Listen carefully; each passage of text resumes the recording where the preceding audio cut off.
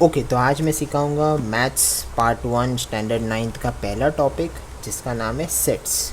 Okay, मुझे पता है कि आपने इस टॉपिक को पहली बार जाना होगा, मतलब इसके बारे में पहले कभी सुना भी नहीं होगा। ओके, मैं बहुत ही सिंपल तरीके से आज इस वीडियो में सेट के रिगार्डिंग जो टर्म है इसको बहुत ही सिंपल तरीके से अपनी तरह से मैं समझाने की कोशिश करूँगा। ओके, यहाँ पर कुछ 5 चीज़ें आप लोगों को देखने को मिल रहा है। यहाँ पर पहला वाला है फ्लावर के कुछ गुच्छा, फिर यहाँ पर bunch of keys, flock of birds, pile of notebooks and collection of numbers. So set का मतलब हम सिंपल तरीके से जानने की कोशिश करें तो इसका मतलब होता है ग्रुपिंग। ओके, अब ये चाबी का भी देख लीजिए। चाबी में कैसा रहता है, बहुत सारे कीज़ होते हैं एक साथ होते हैं, तो इसको एक सेट हम एक तरह से एक कैटेगरी हो जाते हैं, एक ग्रुप हो जाता है। ओके, अगर हम बर्ड्स की बात करें तो कई बर्ड्स होते हैं बताए स्काई में, तो ये एक ग्रुप बन के रह जाते हैं। बुक्स को अगर एक साथ हम पाइल करके रखते हैं तो एक ग्रुप बन जाता है। नंबर्स का अगर हम देखें तो समवॉट ये एक ग्रुप की तरह फॉर्म हो जाता है। तो sets are nothing but a formation of group. Okay, मैं यहाँ पर कुछ रीड आउट करूँगा, अगर आप लोगों को चाहिए तो आप text book page number 1 open कीजिए। We use special word for each of the collection given above. Okay, तो इसके लिए हम कोई ना कोई ऐसा बोलते हैं ना, फूल का गुच्छा, ये चाबियों का गुच्छा, ये कई पक्षियों के मतलब फ्लॉक ऑफ बर्ड्स इंग्लिश में कहते हैं, पाइल ऑफ नोटबुक्स, ढेर सारे किताबें ऐसे बोलते हैं ना, तो वही है given above. In all the above example we can clearly list the object in that collection. We call the collection of such object as set. Okay, set is nothing but a group of certain things. Alright, now observe the collection. Happy children in a village.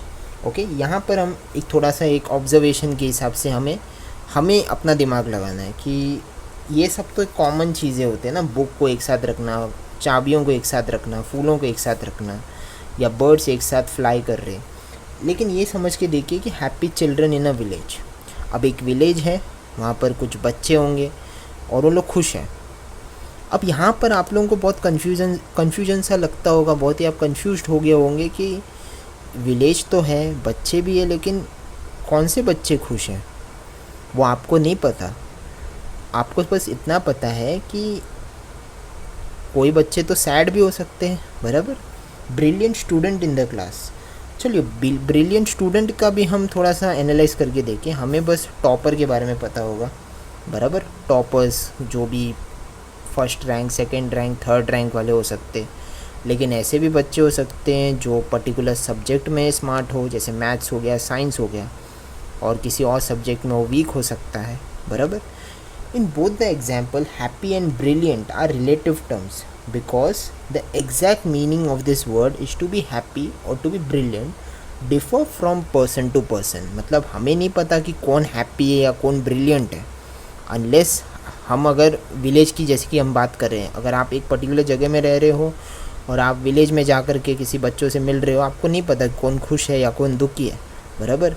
आप किसी classroom में या school में visit करते हो किसी students को जा कर के एक ग्रुप में, आपको नहीं पता कि उनमें से कौन से बच्चे स्मार्ट है या कौन से बच्चे वीक है पढ़ाई में, बराबर। तो ये लोग कहने की कोशिश कर रहे हैं, therefore this collections are not set. तो इनको हम सेट के मतलब ग्रुपिंग के इसमें नहीं कंसिडर कर सकते। ये जो होते हैं ये एक यूनिवर्सली फॉर्म चीज़ है, बराबर।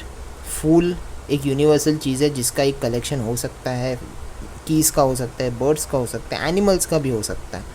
ऑलराइट, एक सिमिलर ब्रीड ऑफ एनिमल एक साथ आ सकते ग्रुप में। तो ये सब जो ग्रुप में कॉमनली फॉर्म होता है यूनिवर्सली, हम कह सकते हैं वो सेट के इसमें बिलोंग करते हैं। लेकिन ये जो है this collections are not set. See the example given below and decide whether it is set और नॉट। ओके, अब यहाँ पर बताया कि कुछ एग्जाम्पल्स यहाँ पर दिए गए हैं और हमें डिसाइड करना है whether it is a set और not. Days of the week, अभी हम सभी को पता है डेज ऑफ द वीक क्या है, बराबर। Sunday to Monday, Tuesday, Wednesday, Thursday, Friday, Saturday, Sunday. Alright, months of the year हमें ये भी पता है, जनवरी टू दिसंबर तक हमें सब पता है। लेकिन अभी ये देखो, ये सेट हो सकता है, ये सेट हो सकता है, इन दोनों का सेट हो सकता है, बिकॉज हमें पता है, आपको और मुझे इसके बारे में पता है।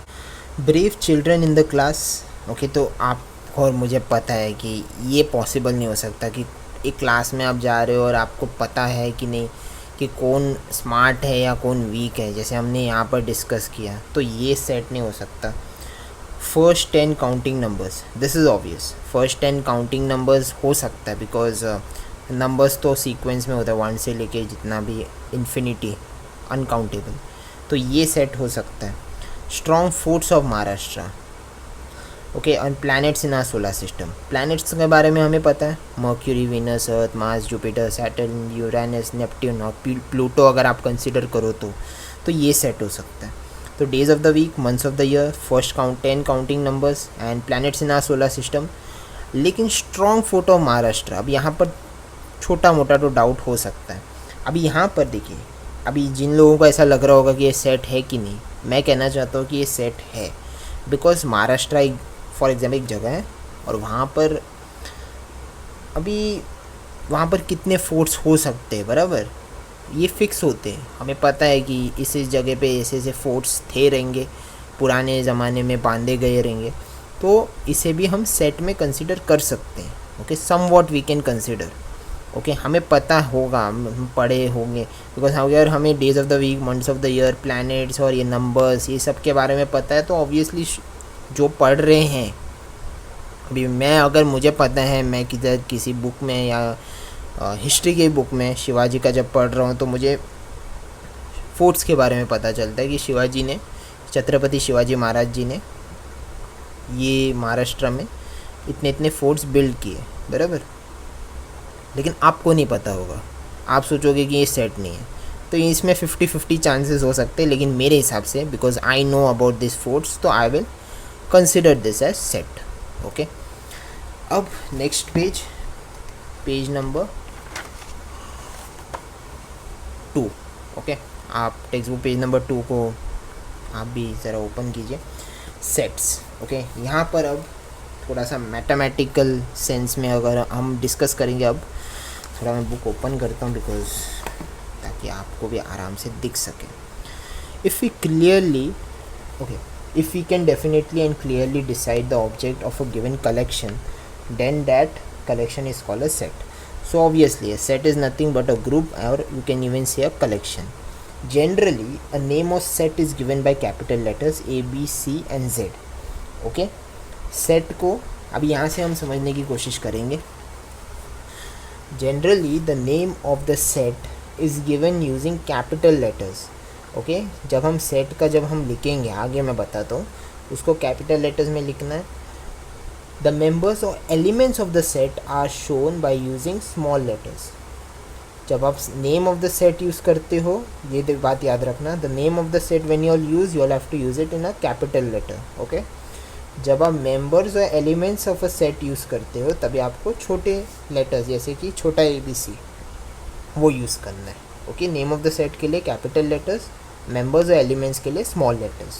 ओके, अब मैं बताता हूँ ये नेम और ये एलिमेंट्स क्या होते हैं, आगे देखेंगे. For example, if A is the element of set ए. ये सेट ए क्या होता है? सेट एक पर्टिकुलर नेम होता है, पता है, मतलब कोई नोटबुक में ही ज़रा सॉल्व करके बताता हूँ. Wait a second.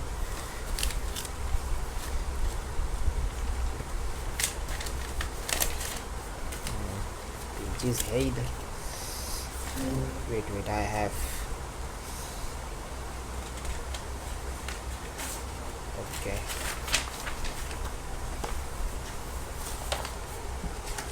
मैं यहाँ पर ऐसे रख. ओके, और मैं इसको यहाँ पर, now we are set. If A is a element. अब यहाँ पर एलिमेंट बोला है, एलिमेंट का शॉर्ट फॉर्म ऐसा रहेगा, ई से ऐसा डिनोट किया जाए symbolically. Okay, and of if A is the element of set A, then we write as A is the element of set A. का मतलब क्या है? जो ए है इज़ द एलिमेंट मैंने जैसे कि कहा, उसका सिम्बॉलिकल साइन ऐसा रहेगा. ऑफ सेट ए मतलब ये बड़ा A, then we write as A का A is element of set A. तो इसको देखो, जैसे हमने प्राइमरी स्कूल में सीखा था कि नंबर नेम्स जैसे कि 1 ऐसा, तो इसको जब आप पूरे फिगर्स में लिखते हो तो कैसे लिखते हो? 1001, बराबर, ऐसे लिखते हो. ठीक उसी तरह आपको सेट्स में भी ऐसा नहीं लिखना है, मतलब इसको बस सिम्बॉलिकली, जैसे कि इधर क्या लिखा है, ए इज़, ये फिगर में है समझो, A is a element of set A, तो इसको आप कैसे लिखोगे, ये आंसर है ए, और ये एलिमेंट की जगह ये सिंबल डालूंगा ऑफ सेट ए, तो ये आपको ऐसा लिखना रहेगा। अगर आपको ऐसा दिया रहेगा तो आपको उल्टा ऐसा लिखना है, is an element of set ए। ये समझे, ये पैराग्राफ समझे, एक कलेक्शन वाली बात हुई कि सेट क्या होता है, it's a nothing but it is a collection. Second paragraph में बताया कि नेम ऑफ द सेट जो दिया जाता है वो अल्फ़ाबेटिकली कैपिटल लेटर्स में यूज़ किया जाता है, मेंबर्स और एलिमेंट्स छोटे लेटर में होता है। और यहाँ पर एलिमेंट के बारे में बताया है जिसका सिंबॉलिकल साइन कुछ ऐसा कंघी जैसा होता है। ओके, मैं और कुछ नहीं बोल सकता। उसके बाद देखते हैं, अभी यहाँ पर आगे देखो, if A is not an element, okay, A is not an element of set A, तो क्या होगा,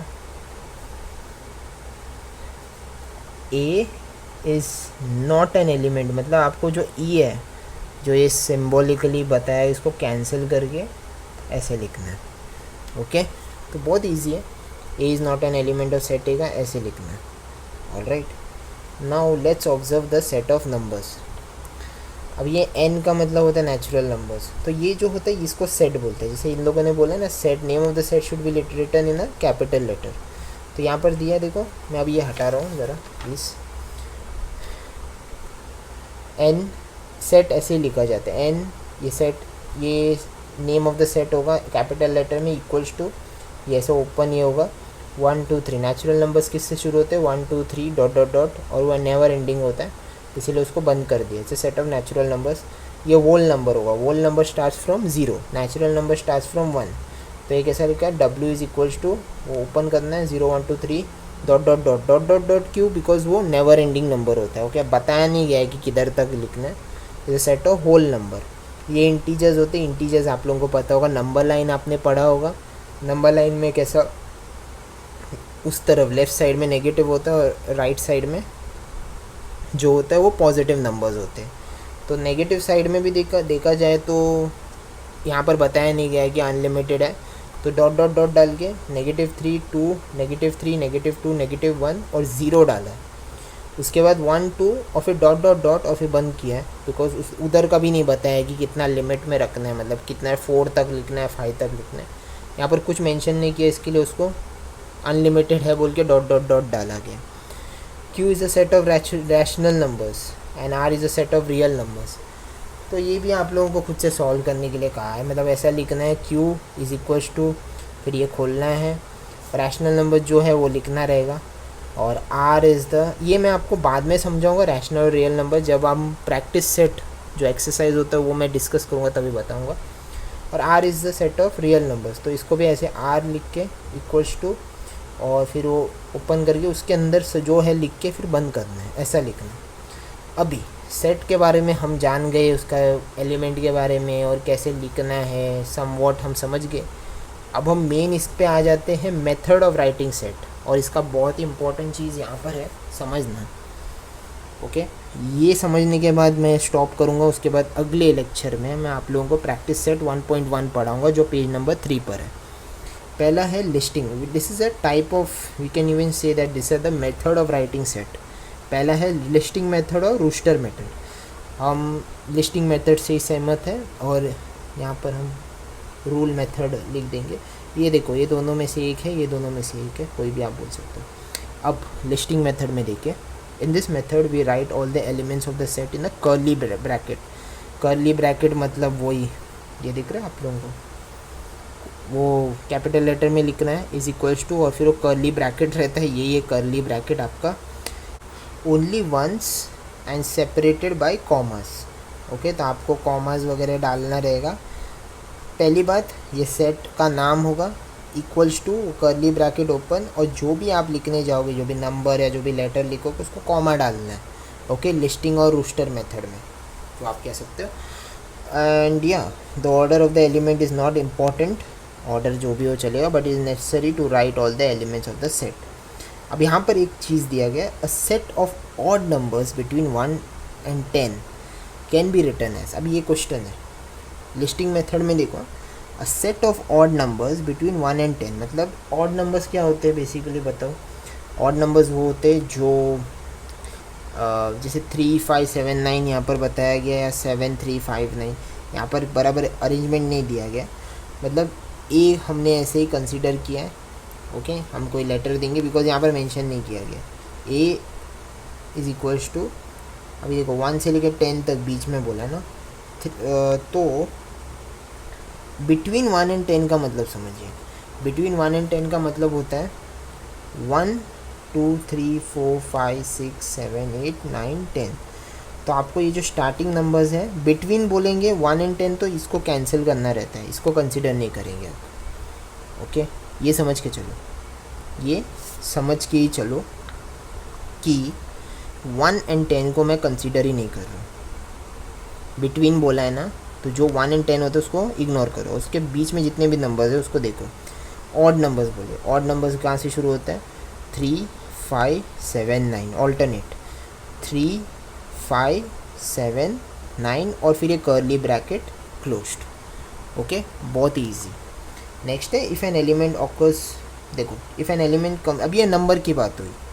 ओके, अब हम लेटर्स के बारे में जानेंगे। ओके, और इट शुड बी रिपीटेड, यहाँ पर लिखा है ना, it should be written only once and separated by commas, मतलब एक ही बार आपको वो नंबर रिपीट करना है, रिपीट नहीं करना है, मतलब एक ही बार आपको वो नंबर लिखना, मेंशन करना रहता है। अब मैंने आपको बताया बिटवीन 1 एंड 10, यहाँ कभी भी कोई सम आए तो याद रखना 1 एंड 10, मतलब 1 एंड 10 को कट करो, बीच में जितना भी नंबर है उसको कंसिडर करते जाओ। ओके, अभी ये तो नंबर वाली बात हुई है, अब हम लेटर वाला देखें। If an element comes more than once in a customary, customary मतलब वही लेटर में, to write the element only once. Example, यहाँ पर और एक एग्जाम्पल है, द वर्ड रिमेंबर।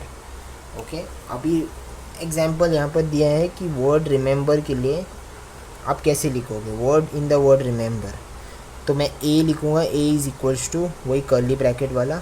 अभी देखो आर एक ही बार है, 2 बार है, इधर आर 2 बार है तो मैं एक ही बार लूँगा, कॉमा डालूँगा, ई भी 2 बार है, एम भी 2 बार है, देखो आर ई एम, वापस ई एम वापस आ रहा है, बी लिख देते, ई आर बी हमने लिखा, तो आप देख सकते हो आर ई एम बी आ रहा है, बिकॉज इसमें आर कितनी 2 बार रिपीटेड है, ई 3 बार रिपीटेड है, एम 2 बार रिपीटेड है, बी 1 बार रिपीटेड है, तो सबको एक ही बार लिखना है।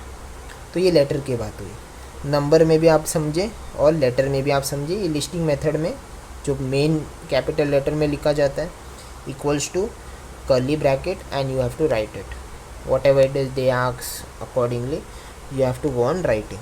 So this was about listing method. Now we'll see about rule method, or you can even say set builder form. अब ये थोड़ा सा ट्विस्टेड होता है और ये बहुत ही ईजी भी है। मेरे टाइम पे जब था तो मुझे बहुत मज़ेदार लगा था ये करने के लिए, सॉल्व करने के लिए स्पेशली। तो मेरे जितने भी स्टूडेंट्स हैं ट्यूशन में आते तो मैं उन लोगों को भी बहुत ही इंटरेस्टिंगली पढ़ाता हूँ। ये टॉपिक बहुत इंटरेस्टिंगली है, एकदम गेम की तरह लगना लगता है और बहुत ही इंटरेस्ट आ जाता है। In this method we do not write the list of elements, अभी इसकी तरह हमने नहीं लिखना है। General element using variable followed by vertical line और colon and write the property of the variable. Example, अभी ये देखो एग्जाम्पल भी बहुत ही तगड़ा है। अब इसमें कैसे एग्जाम्पल आपको सेट करना है वो देखना है। फॉर एग्जाम्पल आपको लिस्टिंग मेथड दिया जाएगा ये, और रूस्टर लिस्टिंग मेथड और रूल मेथड, मैं रूस्टर बोल रहा हूँ सॉरी, ये तो उसके साथ है रोस्टर मेथड। अभी यहाँ पर एक एग्जांपल दिया है, a is equals to x slash x, ये एलिमेंट का साइन है, हमने अब भी सिखा था, और ये नेचुरल नंबर है n1, ये ग्रेटर साइन है।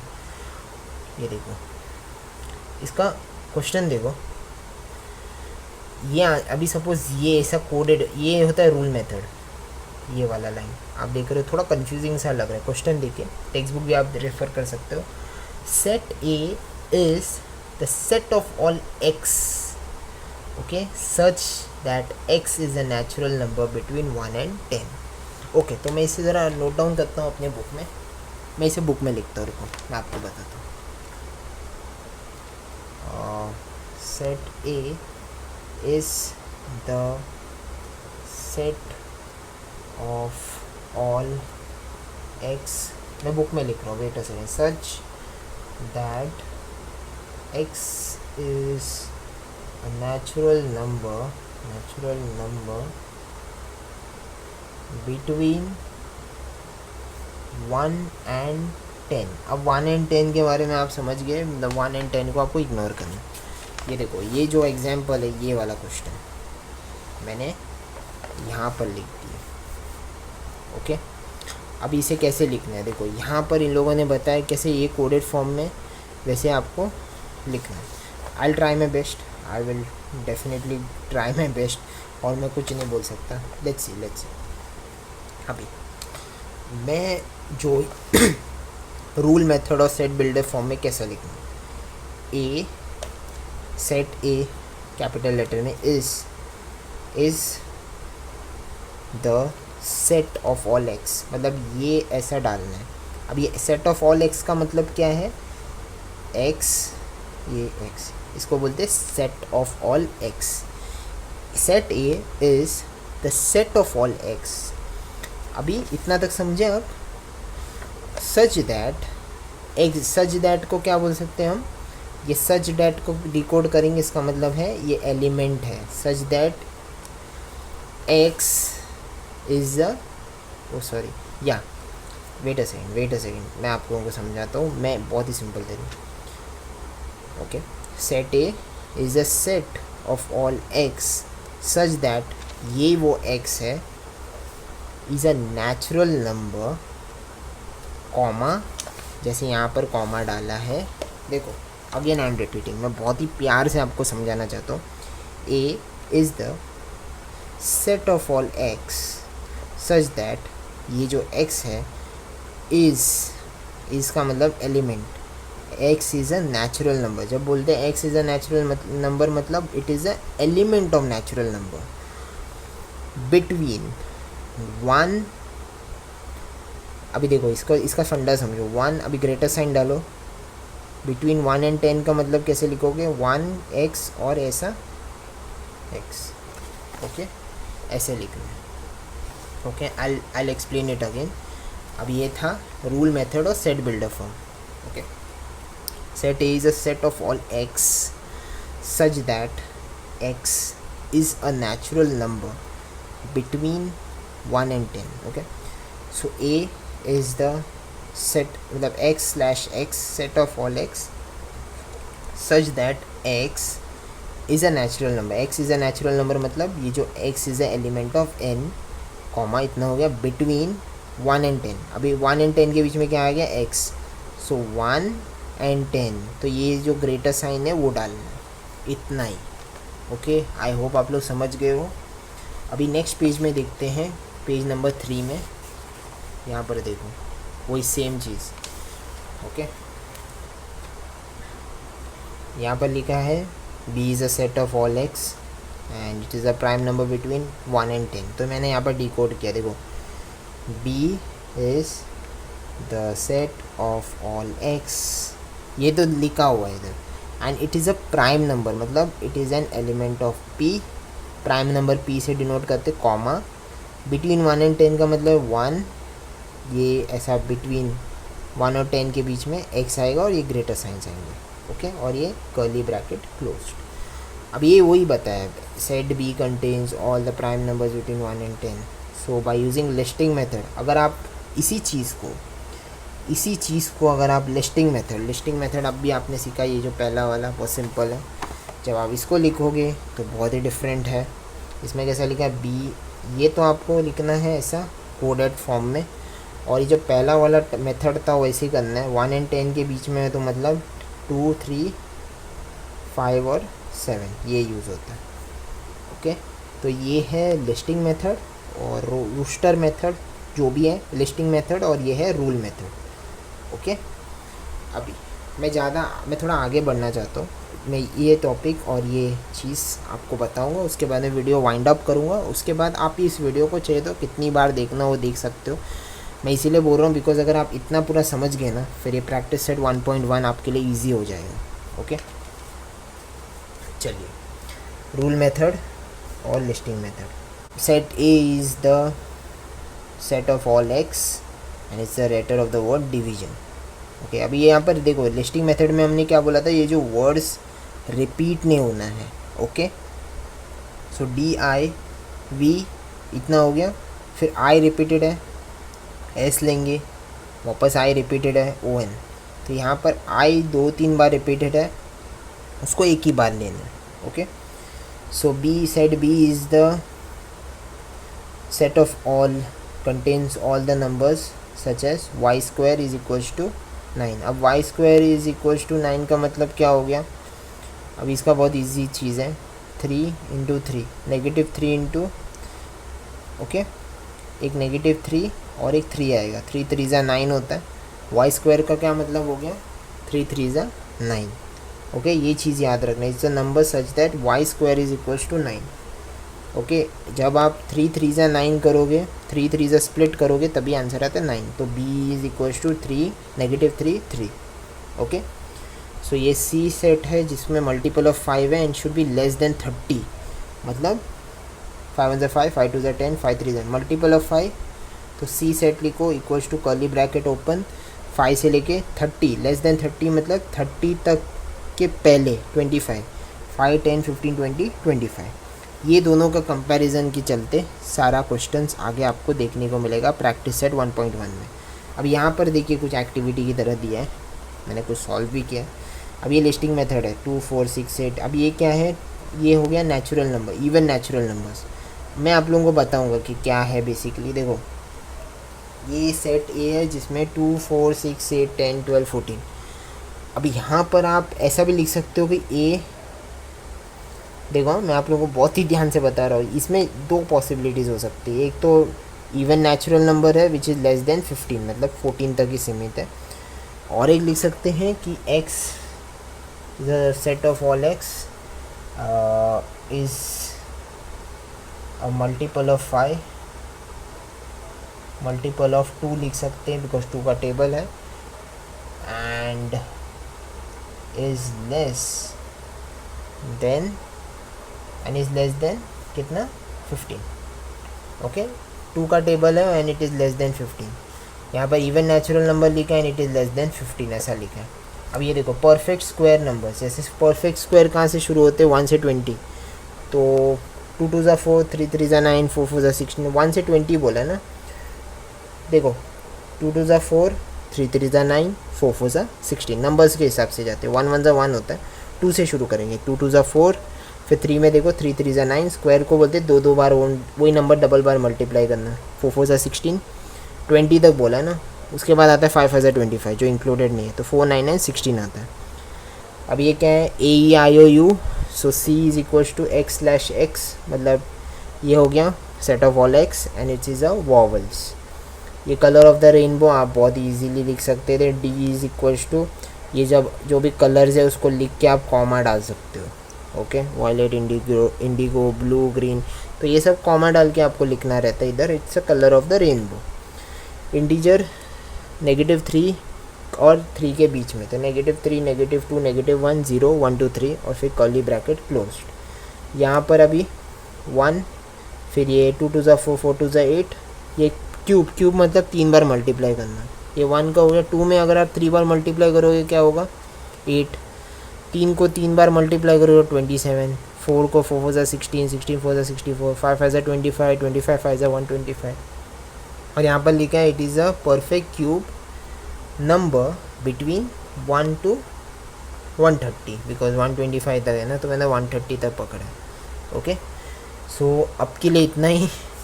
फिर अगले इसमें लेक्चर में आप लोगों को आपको मैं प्रैक्टिस सेट 1.1 एक्सप्लेन करूँगा। So thank you so much, और ये वीडियो को अच्छे से देख लेना। कुछ डाउट हो तो प्लीज़ मुझे मैसेज कर लेना, कोई टेंशन की बात नहीं है।